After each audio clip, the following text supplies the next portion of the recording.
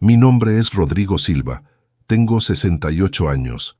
Y hace 3 días mi nuera le gritó a mi hijo, «Elige, yo o tu padre».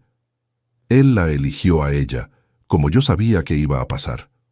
Pero lo que ninguno de los dos imaginaba es que yo tenía preparada una sorpresa que iba a cambiar sus vidas para siempre. Esa misma noche cerré mi casa, vendí todo lo que tenía y desaparecí sin dejar rastro. Ahora están desesperados buscándome, pero es demasiado tarde. Te voy a contar por qué tomé la decisión más radical de mi vida, y cómo un grito de ira se convirtió en el error más costoso que mi familia jamás cometió.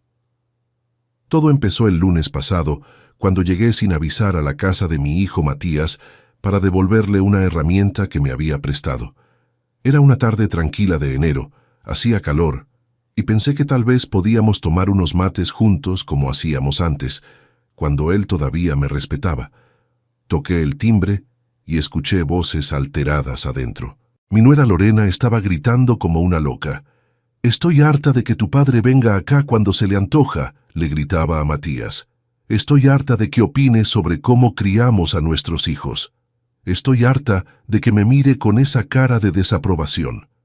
Yo me quedé parado en la entrada, con la llave inglesa en la mano, escuchando cómo mi propia nuera me destrozaba sin saber que yo estaba ahí.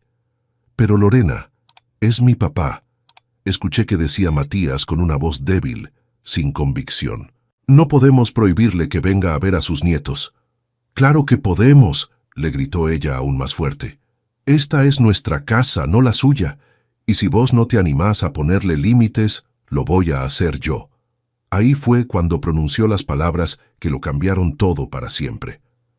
«Matías, ¿me escuchás bien?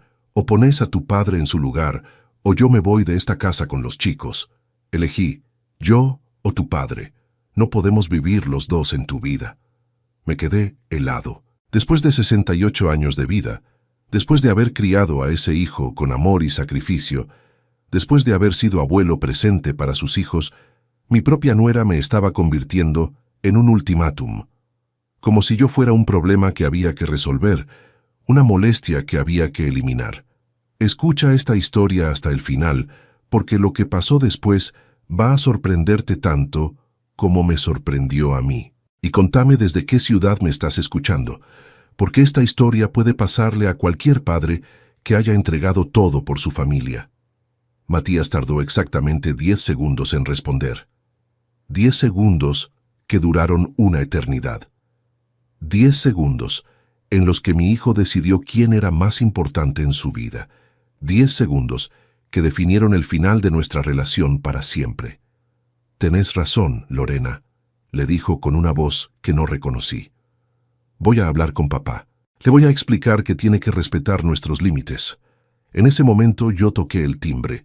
Se hizo un silencio sepulcral adentro de la casa, como si hubieran pausado el mundo.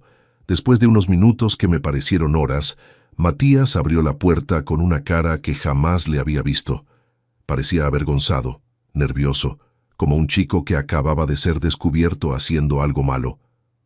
«Hola, papá», me dijo sin mirarme a los ojos, enfocando la vista en algún punto detrás de mí. «¿Qué andas haciendo por acá?»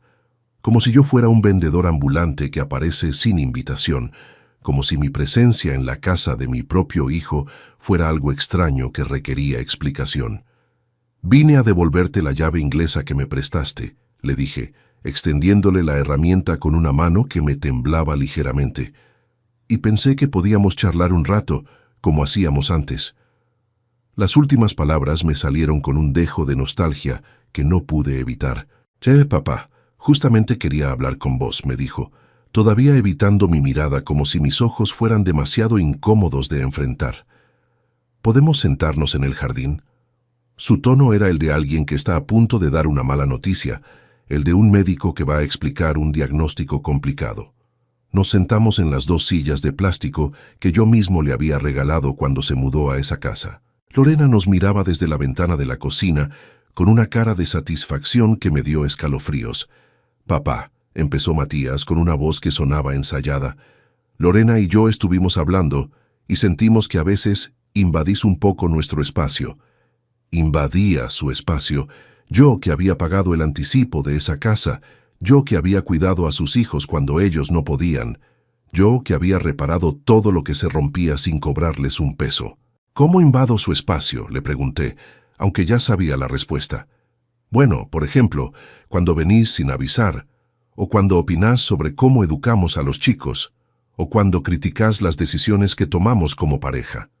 Cada palabra era como una bofetada. Cada acusación era más injusta que la anterior. Matías, le dije, yo nunca critiqué nada. Cuando vengo acá, juego con mis nietos, los ayudo con la tarea, arreglo lo que se rompe y me voy. ¿Eso es invadir? No, papá, pero a veces tu manera de ayudar nos hace sentir que pensás que no sabemos hacer las cosas solos. Era increíble. Mi manera de ayudar los molestaba. Mi amor de abuelo los incomodaba. Mi presencia en la vida de mis nietos era vista como una invasión. ¿Y qué es lo que quieren que haga?, le pregunté, aunque temía la respuesta. Queremos que respetes que somos una familia independiente, que antes de venir, llames y preguntes si podés venir, que cuando estés acá, no opines sobre cómo manejamos la casa o cómo criamos a los chicos. Era como si me estuvieran leyendo un reglamento para visitantes. ¿Y si yo no acepto esas condiciones?, le pregunté. Matías se puso pálido. Papá, no me hagas esto más difícil de lo que ya es. Por favor, trata de entender. Entiendo perfectamente, hijo. Entiendo que tu mujer te hizo elegir entre ella y yo, y vos la elegiste a ella. Se quedó callado. No negó nada porque era la verdad. Papá, yo no te estoy eligiendo a vos o a ella. Estoy eligiendo la paz en mi familia. Matías, yo soy tu familia también, o era hasta hace 5 minutos. Me levanté de la silla y caminé hacia la puerta. Papá, espera, me gritó. No te vayas enojado. Podemos encontrar una manera de que esto funcione. Me di vuelta y lo miré a los ojos por última vez. Hijo, no hay manera de que esto funcione. Tu mujer me acaba de echar de tu vida y vos se lo permitiste. No hay vuelta atrás. Esa noche, en la soledad de mi casa, tomé la decisión más importante de mis 68 años. Si mi familia no me quería, yo tampoco los iba a querer. Si creían que podían vivir mejor sin mí, les iba a dar el gusto, pero no de la manera que ellos esperaban. Me senté en la mesa de la cocina, donde tantas veces había compartido desayunos con Beatriz, donde había ayudado a Matías con las tareas del colegio, donde había planeado todos los momentos importantes de nuestra familia. Ahora esa misma mesa iba a ser el escenario de la decisión que cambiaría todo para siempre. Saqué una hoja de papel y escribí una lista de todo lo que tenía que hacer. No era una decisión impulsiva nacida de la bronca del momento. Era una decisión calculada, fría, definitiva. Si ellos habían calculado fríamente que yo sobraba en sus vidas, yo iba a calcular fríamente cómo desaparecer de la manera más impactante posible. Primero, transferir todo mi dinero a una fundación benéfica. Segundo, vender la casa lo antes posible. Tercero, mudarme lejos donde nadie me conociera. Cuarto, desaparecer sin dejar rastro. Quinto, escribir una carta que les explicara exactamente lo que habían perdido por echarme. Mientras escribía cada punto, sentía una mezcla extraña de tristeza y liberación. Tristeza por el final de una relación que había durado toda mi vida, pero liberación de una situación que me había estado ahogando durante años. Por primera vez en mucho tiempo, sentía que tenía el control de mi propio destino. Para que entiendas bien esta historia, tengo que contarte quién soy y por qué la decisión de mi hijo me dolió tanto. Durante 40 años, trabajé como electricista en una empresa del Estado. Me levantaba todos los días a las 6 de la mañana. Me ponía el uniforme azul con mi nombre bordado y me iba a arreglar los problemas eléctricos de medio barrio. Mi esposa Beatriz trabajaba como secretaria en una escuela primaria. La conocí en 1975, en una fiesta de Año Nuevo. Tenía 22 años, ojos verdes que brillaban cuando se reía y una manera de hablar que me enamoró desde la primera conversación. Nos casamos 2 años después, en febrero del 77. Matías llegó a nuestras vidas en octubre del 80. Cuando nació, después de 18 horas de trabajo de parto, pensé que me iba a explotar el corazón de felicidad. Pesaba 3 kilos 400 gramos. Tenía pelo negro como el mío y los ojos verdes de su mamá. Me prometí que iba a ser el mejor papá del mundo. Los primeros años de Matías fueron intensos y hermosos. Cuando cumplió 2 años, compramos esta casa en Villa del Parque. 4 ambientes, patio, parrilla, garage. Para nosotros era un palacio. Yo mismo fui haciendo las reparaciones los fines de semana, y Matías me acompañaba siempre, preguntando para qué servía cada herramienta. Matías era un chico inteligente que destacaba en el colegio. Cuando terminó el secundario, quiso estudiar ingeniería industrial. Los años universitarios fueron duros económicamente, pero Beatriz y yo estábamos de acuerdo en que la educación era la mejor inversión. Cuando se recibió en el 2005, organizamos una fiesta familiar que fue una de las noches más orgullosas de mi vida. Durante el brindis, Matías dijo: «Todo lo que soy se los debo a ustedes». Beatriz y yo lloramos de emoción. Lorena apareció un año después. Cuando me la presentó, me pareció una chica bonita, educada, pero había algo distante en ella. Los primeros encuentros fueron cordiales pero fríos. Era como si estuviera evaluando si nuestro nivel social estaba a la altura de sus expectativas. Beatriz me comentaba: «Esa chica me parece pretenciosa. ¿Viste cómo miró la vajilla?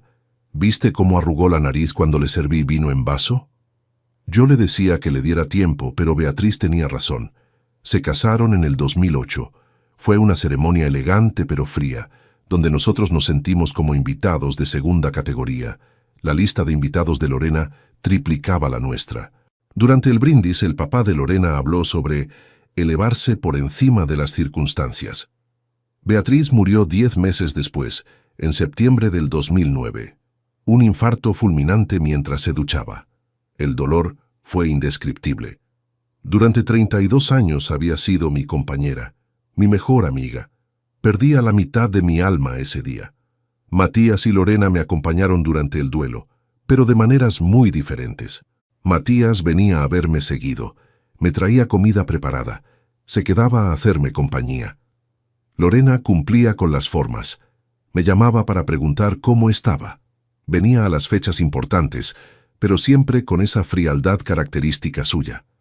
Durante el velorio, mientras yo lloraba desconsoladamente al lado del cajón de Beatriz, Lorena le susurró a una de sus amigas: «Pobre don Rodrigo, va a estar muy solo de ahora en adelante». No era un comentario compasivo, era una constatación práctica. Para ella, yo me había convertido oficialmente en un viudo necesitado que iba a requerir atención. Los años que siguieron a la muerte de Beatriz fueron de lenta reconstrucción emocional. Matías fue fundamental en ese proceso. Venía a almorzar todos los domingos, me llevaba a caminar, me incluía en sus planes de fin de semana. Lorena lo acompañaba porque no tenía opción, pero era evidente que mi compañía le resultaba incómoda. En el 2011, Lorena quedó embarazada de Lucas. Durante el embarazo, su actitud hacia mí se volvió aún más distante. Era como si mi futuro rol de abuelo representara una amenaza para su autonomía como madre. Cuando yo me ofrecía a ayudar con los preparativos para el bebé, ella declinaba educadamente. «No se moleste, don Rodrigo, ya tenemos todo controlado». Lucas nació en febrero del 2012, y con él llegó la época más hermosa y más complicada de mi relación con la familia de mi hijo. Por un lado, ser abuelo me devolvió una alegría que no sentía desde la muerte de Beatriz.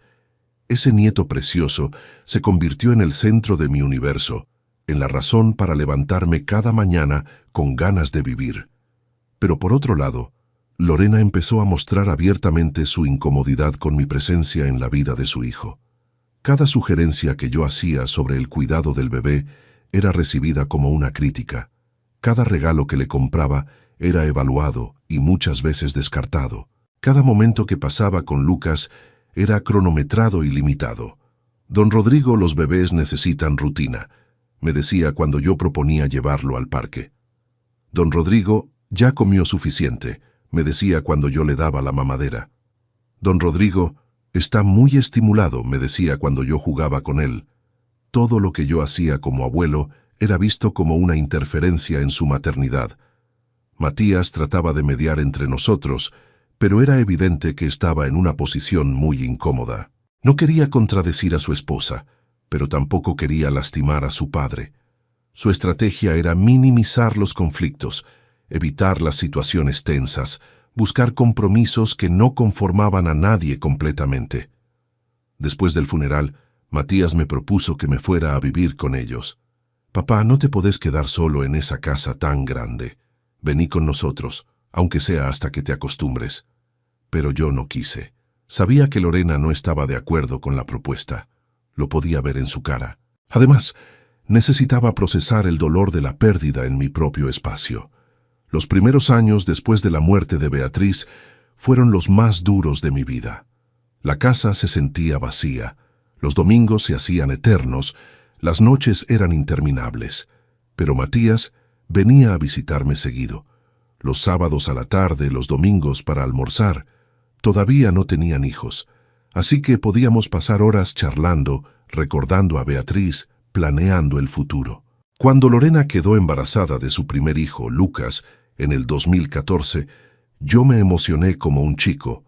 Iba a ser abuelo por primera vez.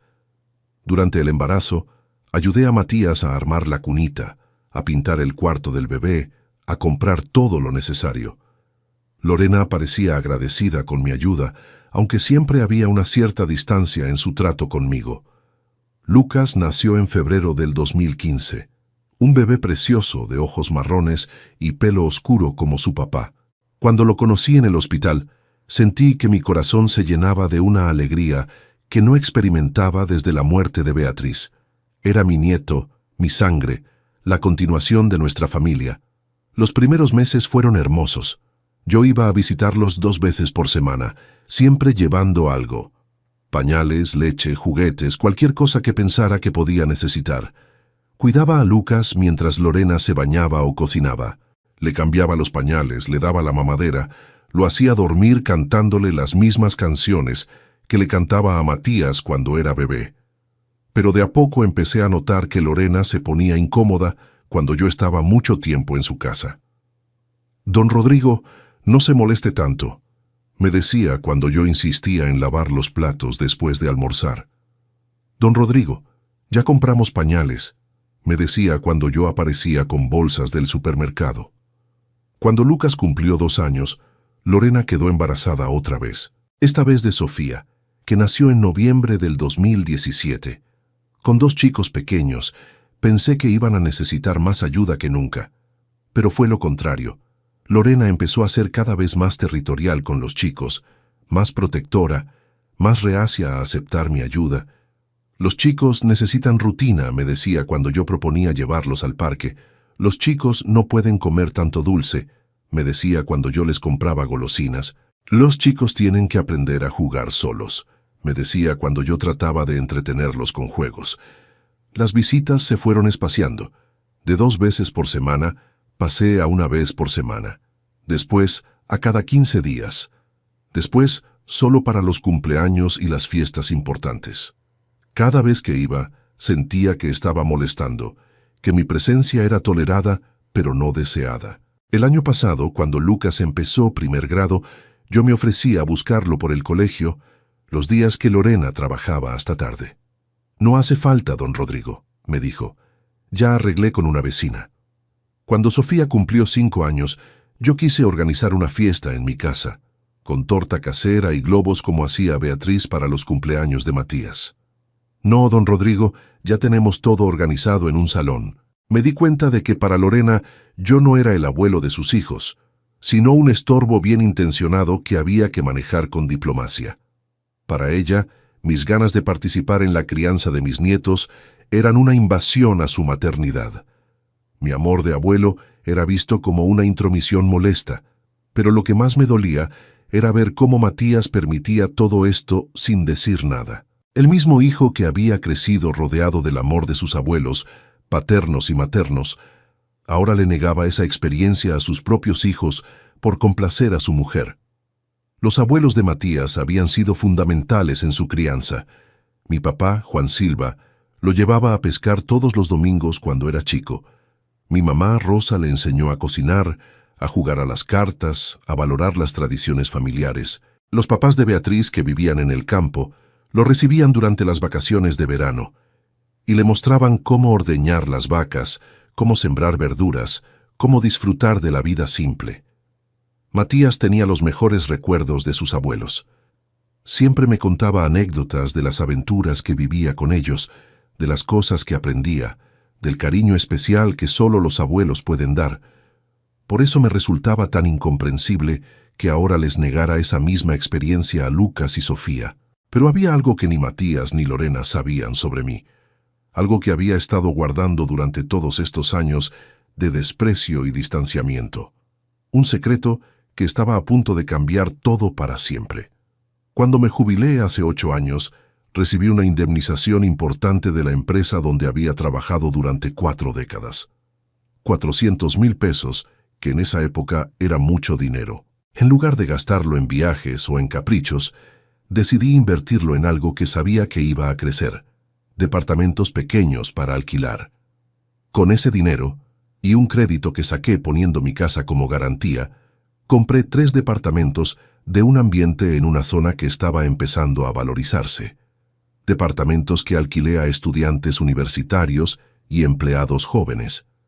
Durante 8 años, esos 3 departamentos me dieron un ingreso fijo que complementaba perfectamente mi jubilación. Pero hace 2 años, cuando la zona se puso de moda, el valor de los departamentos se disparó. Una inmobiliaria me hizo una oferta que no podía rechazar: 2 millones de pesos por los 3 departamentos juntos. Los vendí sin dudar y puse toda esa plata en plazo fijo.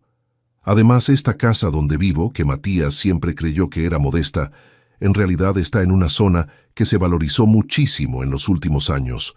Una tasación reciente me dice que vale 1.800.000 pesos. En total, mi patrimonio suma más de 4 millones de pesos. 4 millones de pesos. Rodrigo Silva, el electricista jubilado que vive solo y come fideos todos los días, tenía un patrimonio que lo convertía en una persona muy acomodada. Pero nunca les conté nada a Matías ni a Lorena. Quería guardar esa plata para ayudarlos cuando realmente lo necesitaran, para asegurarles un futuro mejor, para dejarles una herencia que les cambiara la vida. Imaginaba el día en que Matías quisiera comprar una casa más grande, o cuando los chicos necesitaran plata para estudiar en la universidad. Imaginaba poder decirle: hijo, no te preocupes por la plata, el abuelo te va a ayudar. Imaginaba la cara de felicidad de mis nietos cuando se enteraran de que el abuelo que tanto querían les había dejado un futuro sin preocupaciones económicas. Pero ese grito de Lorena cambió todo. Elige, yo o tu padre, y Matías me eligió a mí, para echarme de su vida. Esa noche, después de la humillante conversación con mi hijo, saqué todos mis papeles de la caja fuerte y tomé la decisión más radical de mi vida. Si mi familia no me quería, yo tampoco los iba a querer, y mi plata tampoco.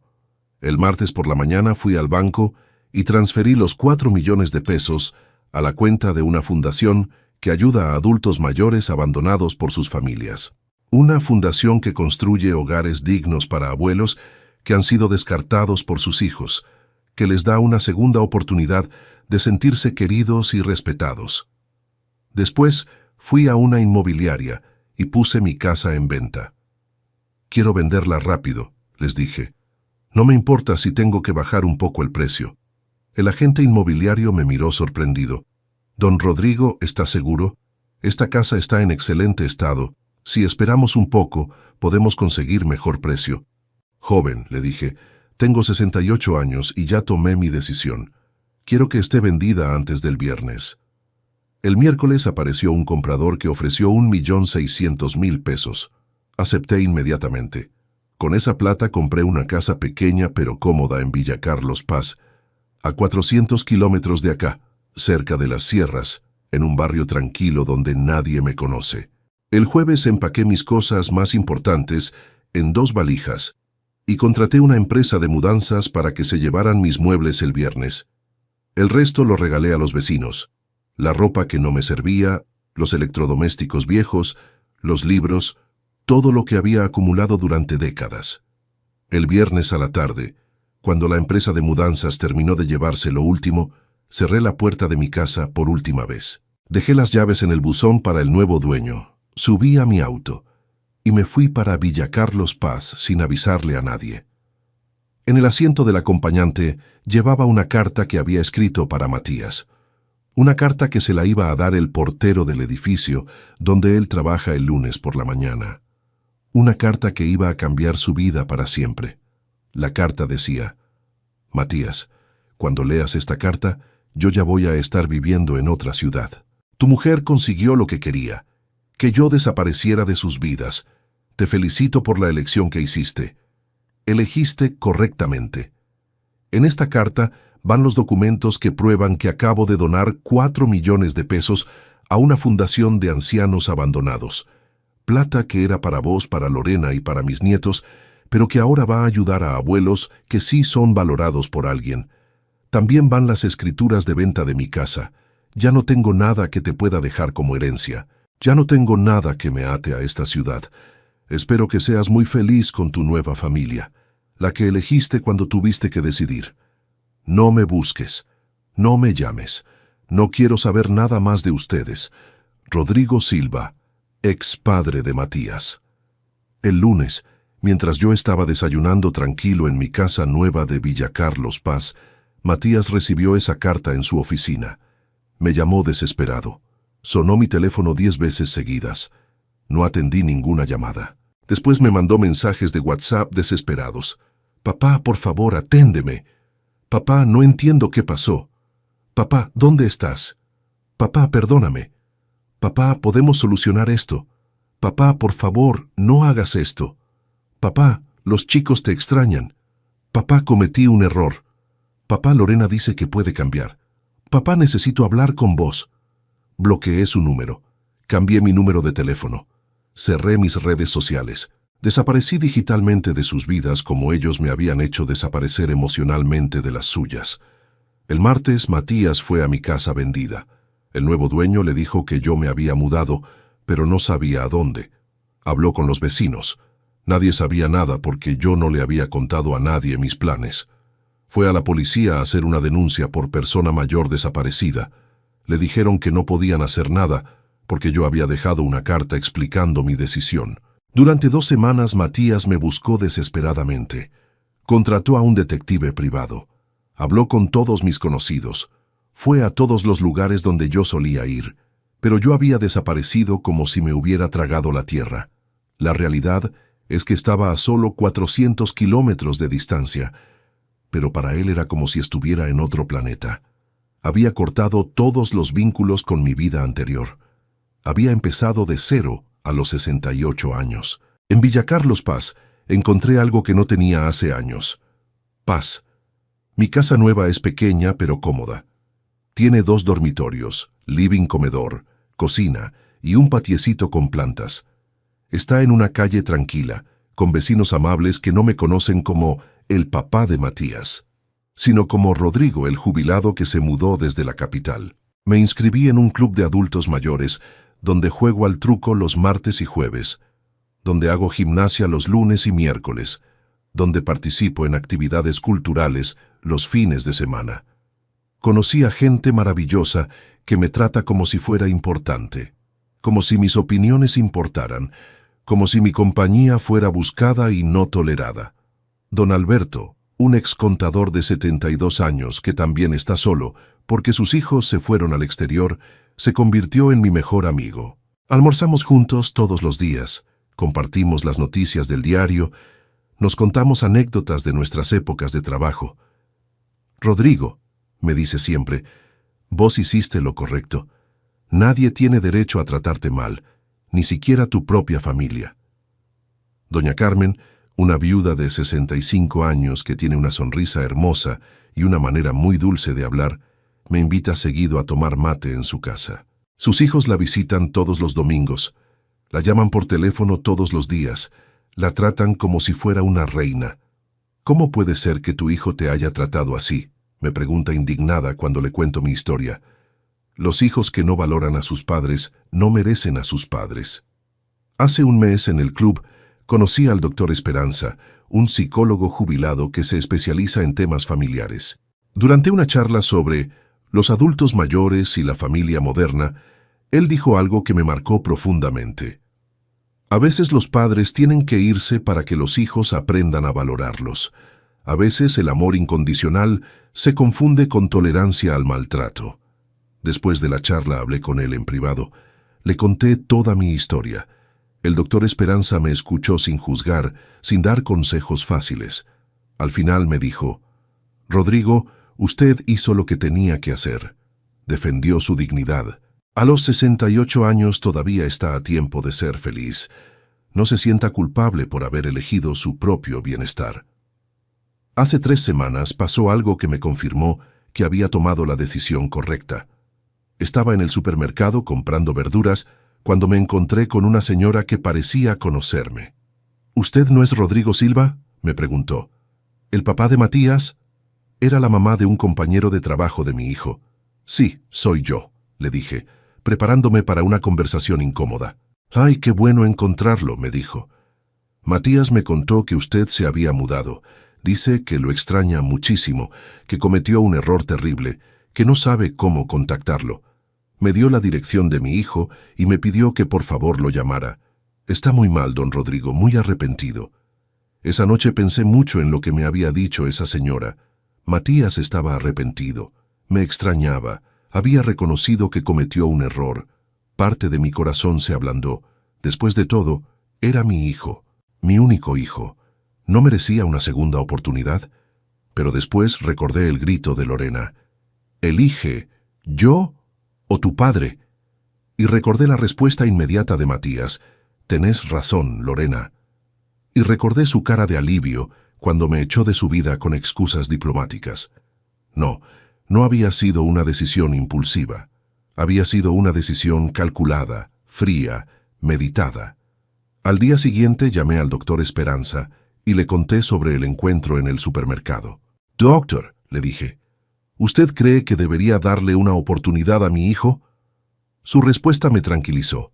«Rodrigo, el arrepentimiento que viene después de las consecuencias no es arrepentimiento genuino. Es pánico.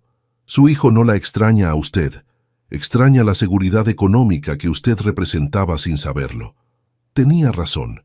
Matías había descubierto por la carta que yo tenía 4 millones de pesos que ahora había donado. Su desesperación por encontrarme no era por amor filial, era por la herencia que acababa de perder.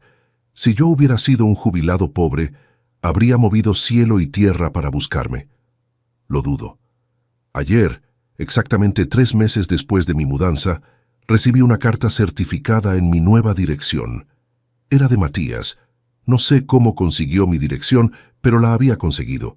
La carta era larga, emotiva, llena de pedidos de perdón y promesas de cambio. «Papá», decía la carta, «estos 3 meses han sido los peores de mi vida. Me di cuenta de lo importante que sos para mí, para Lorena, para los chicos. Lucas pregunta por vos todos los días. Sofía dice que extraña los cuentos que le contabas. Lorena reconoce que se equivocó, que te trató mal, que quiere pedirte perdón personalmente. Papá, entiendo que estés enojado conmigo. Entiendo que te lastimé profundamente. Pero por favor, dame una oportunidad de arreglar las cosas. Vení a casa, o decime dónde estás para ir a verte. Podemos empezar de nuevo. Podemos construir la relación que vos y los chicos merecen». Papá, también entiendo que donaste toda tu plata por enojo, y está bien. No me importa la herencia. Solo me importa tenerte de vuelta en nuestras vidas. Por favor, no me hagas pagar para siempre un error que cometí en un momento de confusión. La carta terminaba con una foto de Lucas y Sofía sosteniendo un cartel que decía: «Abuelo Rodrigo, te amamos. Volvé, por favor». Era una imagen desgarradora, diseñada para tocarme el corazón, para quebrar mi resistencia, pero no funcionó. Porque ahora, después de 3 meses de vivir sin el desprecio constante, sin la sensación de estar molestando, sin la humillación de ser tolerado, he descubierto algo maravilloso. Se puede ser feliz sin familia si la familia no te hace feliz. Cuando Sofía nació 2 años después, en el 2014, pensé que las cosas iban a mejorar, que tener 2 nietos iba a suavizar el corazón de Lorena, que iba a entender la importancia de que los chicos tuvieran una relación cercana con su abuelo. Pero fue exactamente lo contrario. Con 2 hijos pequeños, Lorena se volvió aún más protectora de su territorio maternal. Los chicos no pueden comer dulces antes de la cena, me decía cuando yo les llevaba caramelos. Los chicos no pueden jugar tan fuerte, se van a lastimar, me decía cuando yo los hacía volar por el aire. Los chicos tienen horarios de siesta que no se pueden alterar, me decía cuando yo proponía actividades divertidas. Cada visita se convertía en un campo minado donde yo tenía que caminar con cuidado para no pisar ninguna de las reglas no escritas que Lorena había establecido. Lucas y Sofía eran niños normales, divertidos, cariñosos, pero yo solo podía disfrutar de ellos dentro de los parámetros estrictos que su madre había definido. El punto de quiebre llegó el año pasado, durante el cumpleaños de Lucas. Mi nieto cumplía 8 años y yo quería regalarle algo especial. Una bicicleta nueva que había visto en una vidriera y que sabía que lo iba a volver loco de alegría.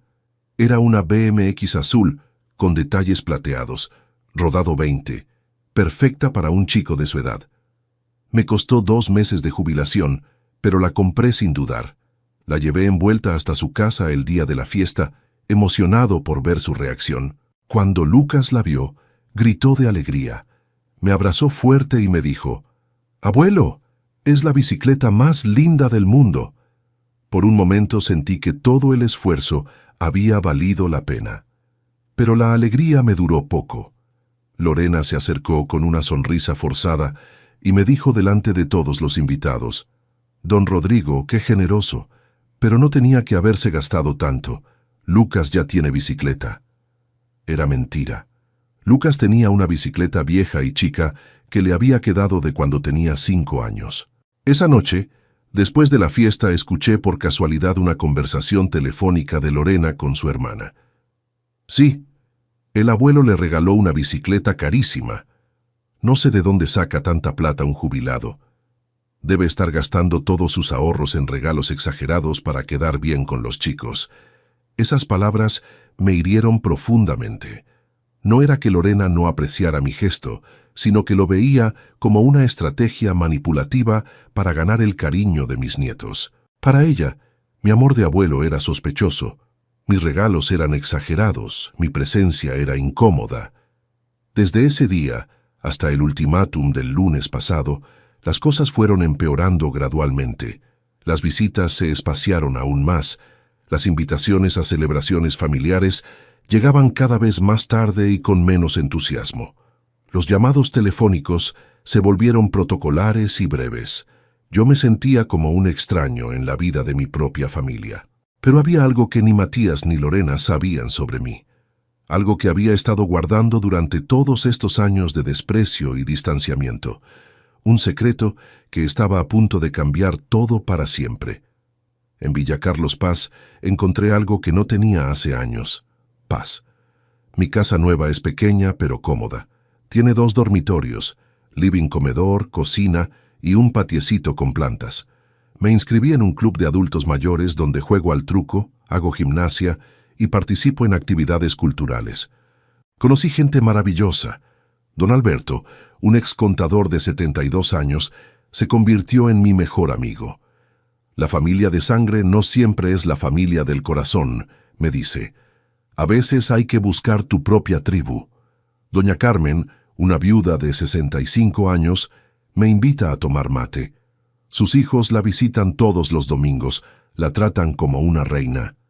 ¿Cómo puede ser que tu hijo te haya tratado así?, me pregunta. Los hijos que no valoran a sus padres no los merecen. En el club me pusieron a cargo del taller de reparaciones. Los martes por la mañana arreglo electrodomésticos gratis. También me inscribí en computación y tengo mi canal de YouTube, donde enseño reparaciones eléctricas. Ya tengo 300 suscriptores. Conocí a Elena, una señora de 65 años, que se mudó después de enviudar. Sus hijos viven en el exterior. Nos hicimos muy buenos amigos. Lo que más me gusta de nuestra amistad, me dijo, es que no tenemos que fingir ser felices. Aquí no tengo que fingir nada. Durante años fingía que no me molestaban los desprecios de Lorena, que no me dolían las restricciones, que estaba contento con las migajas de atención. Ahora puedo ser yo mismo sin presión. El domingo organizamos un asado comunitario. Vinieron más de 60 personas. Mientras miraba a toda esa gente genuinamente feliz, pensé en las cenas familiares donde todos fingíamos pasarla bien. ¿Qué diferencia entre una alegría fingida y una real? En el club de adultos mayores soy el tesorero de la comisión directiva. Organizo viajes grupales a las sierras, coordino torneos de truco, ayudo a otros jubilados que están pasando por problemas familiares similares al mío.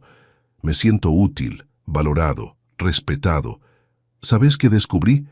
Que el amor no se mendiga, que el respeto no se negocia, que la dignidad no tiene precio, y que nunca, pero nunca, es demasiado tarde para empezar de nuevo. Mi hijo perdió a su padre por complacer a una mujer caprichosa. Mis nietos perdieron a su abuelo por la ambición de una madre que los usa como rehenes emocionales. Y yo perdí una familia disfuncional, pero gané una vida tranquila. ¿Me duele? Por supuesto que me duele. Lucas y Sofía no tienen la culpa de tener padres que no supieron valorar al abuelo. Ellos van a crecer sin los cuentos, sin las aventuras, sin el amor incondicional que solo un abuelo puede dar. Van a crecer pensando que los abuelos son prescindibles, que los mayores estorban, que la familia se puede descartar cuando conviene. Pero ya no es mi responsabilidad enseñarles esos valores. Esa responsabilidad era de Matías, y él la perdió cuando eligió la comodidad sobre la justicia.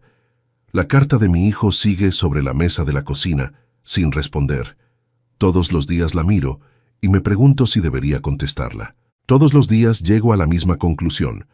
Algunas heridas son demasiado profundas para sanar. Algunas decisiones son demasiado reveladoras para perdonar. Matías no me echó de su casa en un momento de ira. Me echó después de escuchar a su mujer durante meses hablando mal de mí, después de permitir que me faltaran el respeto repetidas veces, después de calcular fríamente que era más conveniente quedarse conmigo o con ella. La elección que hizo no fue emocional, fue estratégica. Y yo también tomé una decisión estratégica. Elegí mi propia felicidad sobre su comodidad. Mañana es mi cumpleaños 69. El club organizó una fiesta sorpresa con torta, música y regalos. Don Alberto me dijo que van a venir más de 40 personas a festejar conmigo. 40 personas que me quieren sin condiciones, que valoran mi amistad, que celebran mi existencia. El año pasado, cuando cumplí 68, Matías me regaló una camisa que había comprado apurado en el shopping. Lorena me dio un beso en la mejilla sin ganas, y los chicos me hicieron un dibujito que probablemente les pidió hacer la maestra del colegio. Estuvieron media hora en mi casa, comieron un pedazo de torta y se fueron porque los chicos tienen que bañarse temprano. Este año voy a tener la celebración de cumpleaños más linda de mi vida, rodeado de gente que realmente quiere estar ahí. Y vos que me escuchaste hasta acá, que me acompañaste durante toda esta historia, quiero que te lleves una enseñanza muy clara. La familia no es sagrada si te hace sufrir. El amor filial no es incondicional si viene con condiciones humillantes. Los hijos no tienen derecho a maltratar a sus padres solo porque son sus hijos. Si alguien en tu familia te está haciendo elegir entre tu dignidad y su comodidad, elegí tu dignidad. Si alguien te está tratando como si fueras un estorbo, demostrales que pueden vivir sin ese estorbo. Si alguien te está dando por sentado, enséñales lo que es extrañarte. Mi nombre es Rodrigo Silva. Tengo 68 años. Perdí una familia, pero encontré la paz. Mi nuera ganó. Ya no tiene que tolerar al suegro molesto. Mi hijo ganó. Ya no tiene que mediar entre su mujer y su padre. Mis nietos perdieron, pero van a aprender a vivir sin abuelo como tantos otros chicos. Y yo gané más de lo que perdí.